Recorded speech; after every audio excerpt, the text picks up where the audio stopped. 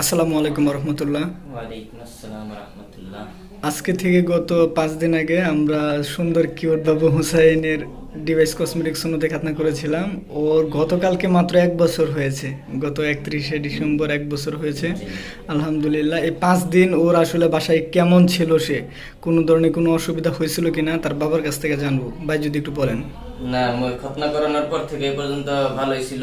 আগে যেভাবে স্বাভাবিক চলাফেরা করেছে ওইভাবেই এখন স্বাভাবিকভাবেই চলতেছে। খেলাধুলা, উঠা বসা, খাওয়া দাওয়া স্বাভাবিকভাবেই চলতেছে সব আগের মতোই। খতনা করার পরে কি আসলে মনে হয় যে আসলে এই পদ্ধতিতে খতনা করলে বাচ্চারা আমরা যে বলি যে খতনার আগে যেরকম খতনার পরে একই রকম ওরকম থাকে, নাকি আসলে রেস্টের প্রয়োজন হয়? আপনার কাছে কি মনে হয়? না, রেস্টের প্রয়োজন নেই।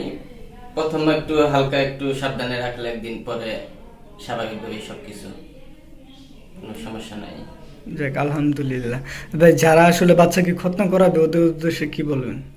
হ্যাঁ, আমি বলতে চাই যে স্বাভাবিক যে আজম পদ্ধতিতে করানো হয় ওটার থেকে এই পদ্ধতিটা ভালো।